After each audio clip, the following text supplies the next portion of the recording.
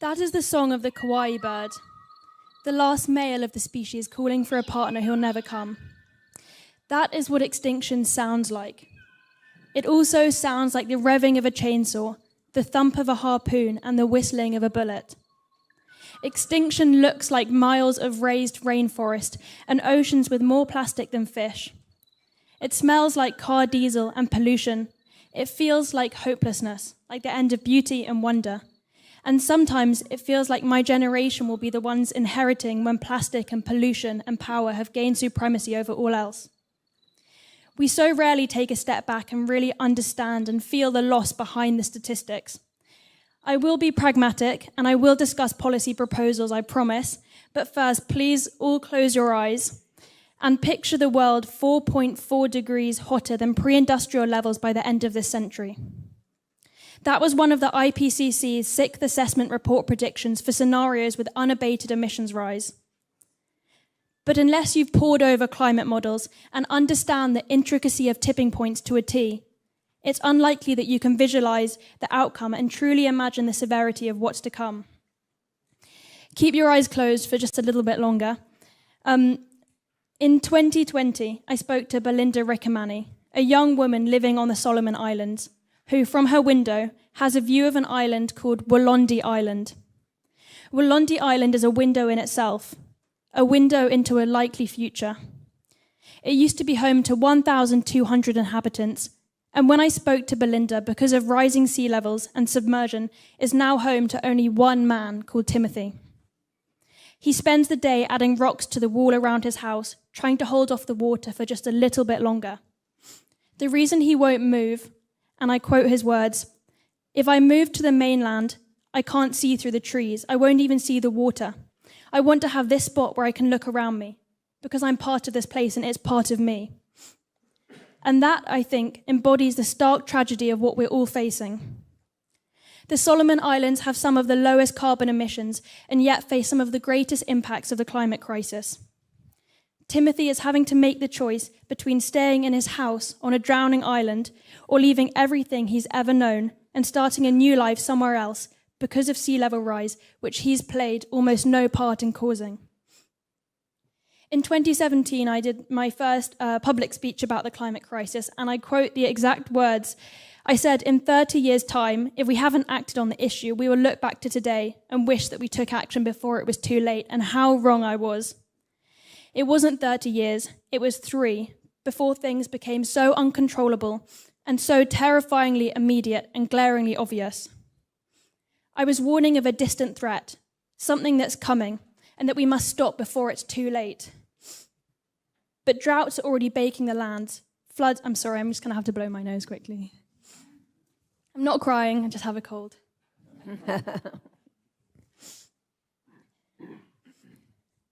Floods are already ravaging homes and lives.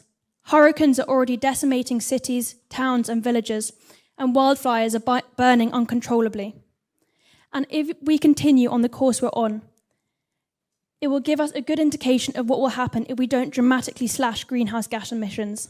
In other words, the normal of the Solomon Islands, where Timothy lives, is very quickly becoming the normal for the whole world. But all of you know this, I know that, and that was a bleak introduction. Despite all of that, I am actually very hopeful right now. And it's not a blind kind of optimism, because we're going to have to work hard, very, very hard. I see all of us a bit like a bunch of desperate hunter-gatherers. But instead of hunting for berries, we're hunting for fragments of a different future and trying desperately to communicate them to generate engagement and action from everyone. I try to use stories and speak to my generation, whilst trying to not sound scolding to older generations or they'll dismiss me, but stay hopeful because fear generates apathy, but stay somber because we're in a crisis, but remain joyful because no one listens to a doom-mongerer. Research and communicate and talk and act and advocate.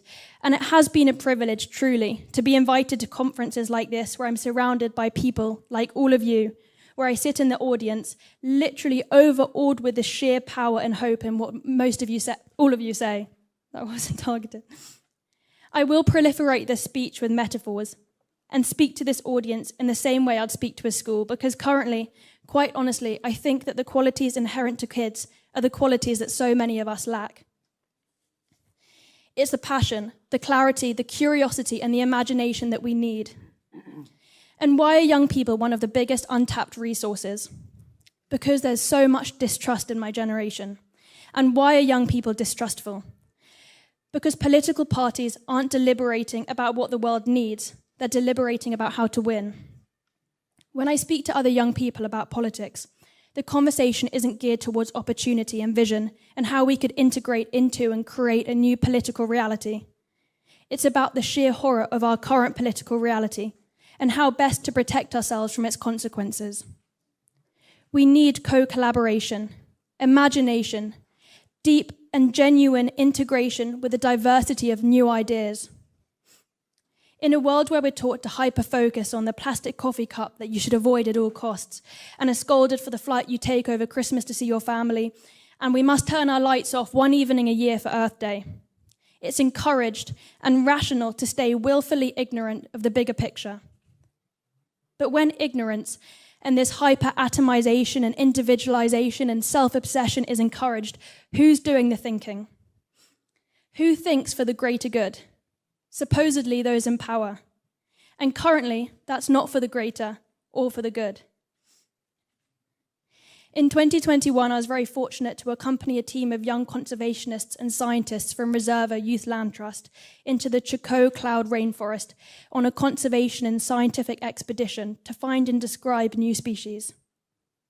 We had been trekking through the reserve and spent 2 years fundraising for and working to protect that area.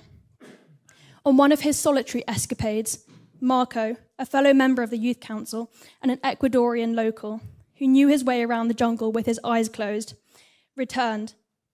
When he returned, we were all gathered around the makeshift camp, and he gathered us round and opened his palm. The shard of yellow rock he held in his hand was a mix of gold and pyrite. Marco had found illegal mining very close to our camp, where over 3 kilometers of an ecologically critical gorge was located. By the looks of it, the miners' tracks were fresh and they were still in the area. The next morning, some of our team was to go and confront them, unsure of what they would find when they arrived at the camp. But what we discovered, speaking to the community the next morning, is that they didn't want to be mining at all. Mining companies had come into the area with a very promising tale. It was a story of wealth and a better future, and they had employed the local people under this pretense. They'd used a story. They'd used the most basic narrative plot, which turns out to be tremendously powerful. George Monbiot, a British investigative journalist, calls it the restoration story. It goes as follows. Disorder afflicts the land, caused by powerful and nefarious forces, working against the interests of humanity. But there's a hero who will revolt against the disorder, and he'll restore harmony to the land. The mining companies promise to overthrow poverty inflicted by poor governance. Fossil fuel companies promise fairy tales of green growth, depicting themselves as both the anti-hero and the hero. It's in the Bible, it's in Harry Potter, it's the Lord of the Rings story. And without a narrative structure, we as humans crumble. We fall into a failure of imagination, and then subsequently we fall into apathy. This conference must help to rewrite the framework of our story. And when we all leave the conference, we go back to our separate houses, countries, and cities with concrete policy proposals and plans to act in our own lives. We must create and piece the narrative together until a new story replaces the old. I want to ask each of you 3 questions to keep in the back of your mind as you debate and deliberate throughout the next session. Firstly, how do you define success? This is another metaphor, by the way. I love my metaphors. We're in a hurtling car. The car is society. And right now, we judge the success of our car by a singular measure, which is how fast it's going. We don't mind if there's a wall right ahead and we're hurtling into it. We just want that car to go a little bit faster. But why don't we redefine the success of our car? What if we actually define the success of it by the contentment of the riders? Whether they'd had a good journey in good company, had access to educational and entertaining content during their ride. What if we dared to imagine a new way of living where degrowth doesn't terrify us and we define success by connection and well-being and happiness? Secondly, Do you allow yourselves to be uncomfortable and to be ignorant? It's hard not to use our freedom to just consult with like-minded people in an echo chamber.